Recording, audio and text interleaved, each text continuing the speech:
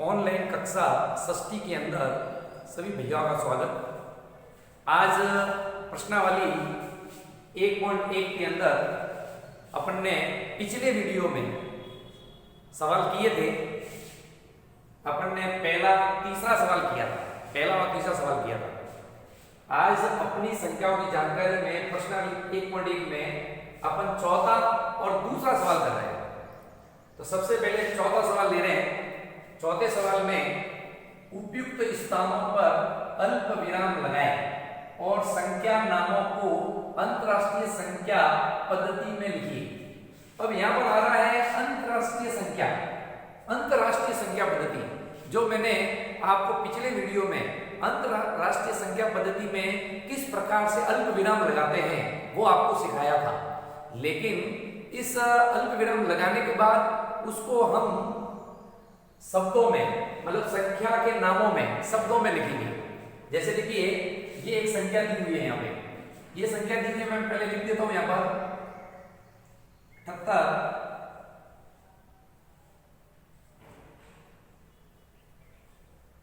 ये मैंने संख्या लिखी। अब इसके अंदर आपको अंतरराष्ट्रीय संख्या पद्धति में अल्प विराम लगाना पड़ेगा। तो अल्प विराम कैसे लगेगा?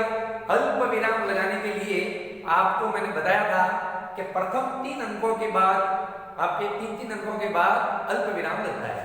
जैसे देखिए, इसमें 3 अंक ये रहे, इसके बाद अल्प विराम लगेगा, ये अल्प विराम लग गया। फिर 3 अंक लेंगे, 1 2 9 ये ले लिया, फिर अल्प विराम लगेगा। इस प्रकार से हम ये अल्प विराम लगाएंगे। अल्प विराम लगाने के बाद इसको कैसे पढ़ा जाएगा, इसको शब्दों में कैसे लिखेंगे? तो ये अंतरराष्ट्रीय संख्या पद्धति में मिलियन शब्द का प्रयोग करते हैं। जैसे इस इकाई, दाई, हजार तक तो होता ही है, फिर बाद में इसके बाद मिलियन आता है। तो आपके देखिए इस प्रकार से ये है 78, तो यहां लिखेंगे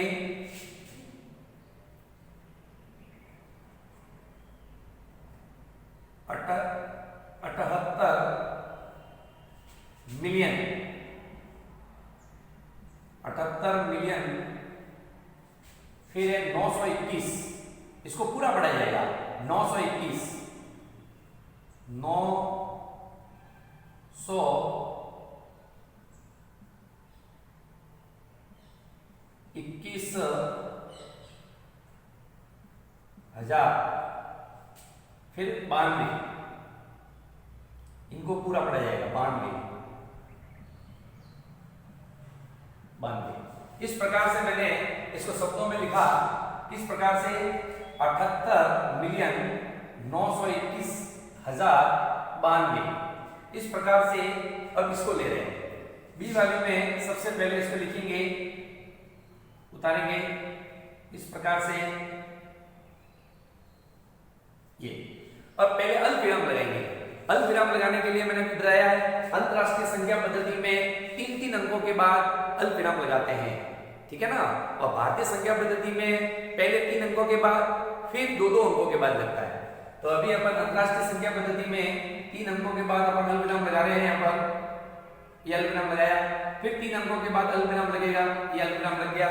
अब आपके संख्या एक ही बची है, 7। तो इसीलिए यहाँ पर लिखना पड़ेगा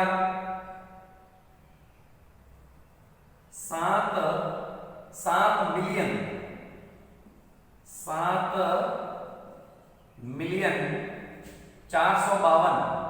इसको ऐसे पढ़ा जाएगा 452,000, 452,283, 200।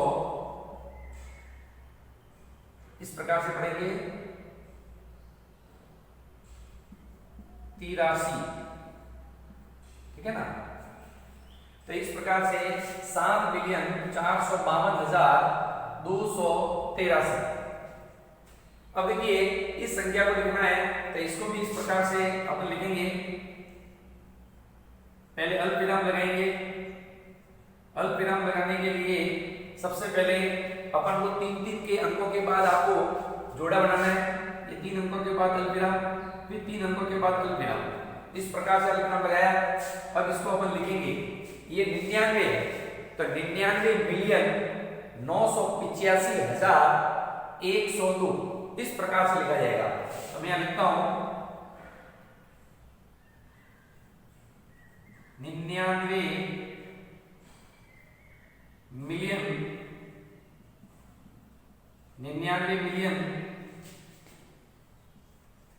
985,102 इस प्रकार से अपन ने पढ़ा 99 मिलियन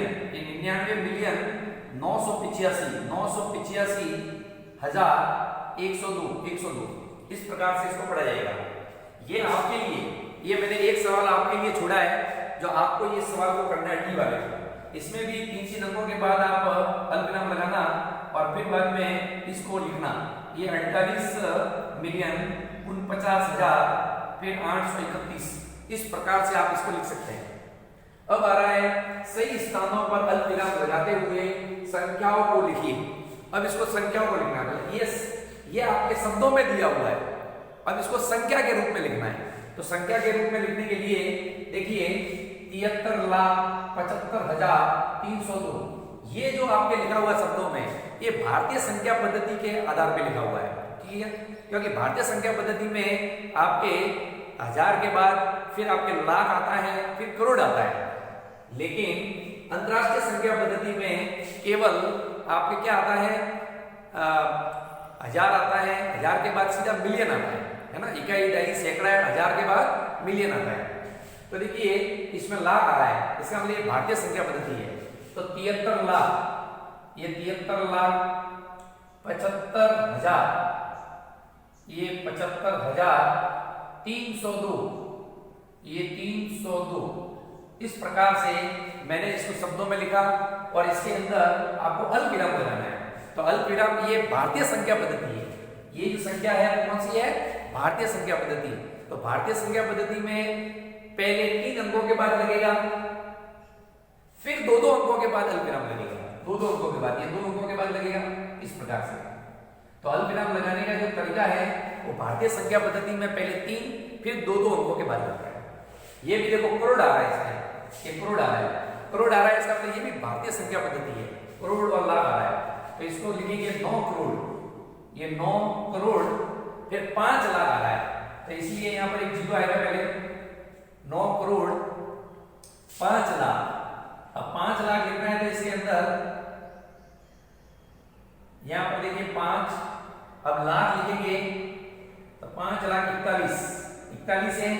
तो इस प्रकार से ये जीरो आ जाएगा, 2 जीरो आ जाएंगे, यहां पर 5,41,41 इस प्रकार से लिखा जाएगा, 3 जीरो आएंगे। देखो आपको ऐसे लिखना है, इकाई, दहाई, सैकड़ा, हजार, 10,000, लाख। लाख पे कितना आ रहा है, 5 लाख, तो ये 5 लाख बन रहा है, क्योंकि लाख में 5 अंक होने चाहिए, 1 2 3 4 5। 41 में 2 अंक ही थे तो अपने 3 जीरो लगाएंगे, ठीक है ना, तो 5 लाख बन गया। फिर 9 करोड़, ये 9 करोड़ मिलने के लिए 7 अंक चाहिए, तो इकाई, दहाई, सैकड़ा, हजार, 10,000, लाख, 10 लाख फिर करोड़।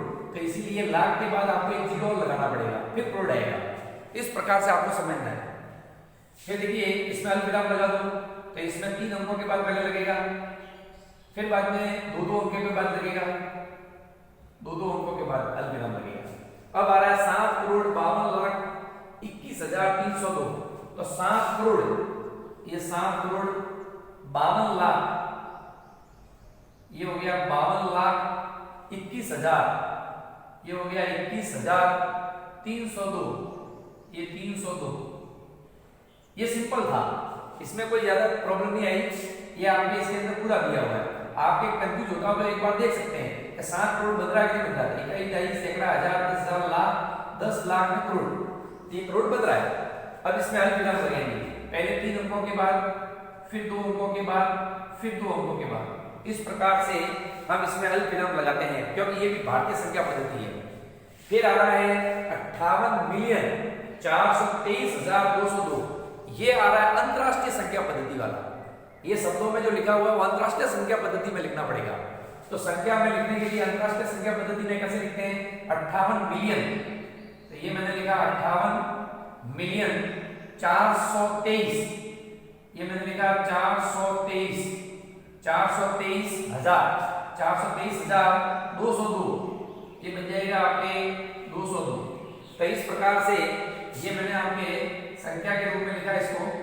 अब देखिए इसमें कितने अंकों के बाद आपके लगेगा अंतरराष्ट्रीय संख्या पद्धति में? 3 अंकों के बाद, अभी मैंने बताया। तो ये 3 अंकों के बाद बन जाएगा अल्पविराम, इधर भी 3 अंकों के बाद बन जाएगा अल्पविराम। इस प्रकार से लास्ट बचा है 23,30,010। ये मैंने आपके लिए छोड़ा है, आपको लिखना है। ये वाला आपको करना है, एक तो ये करना है और एक ये करना है। ये दोनों सवाल आपको करने हैं और इन सभी सवालों को जो मैंने करवाए हैं, इन सभी सवालों को आप अपनी कॉपी में उतारेंगे और ये जो छोड़े हैं सवाल इनको आप हल करेंगे, ठीक है ना। और फिर आगे वाले जो वीडियो है, अगले वीडियो में हम प्रश्नावली 1.2 लेंगे। धन्यवाद।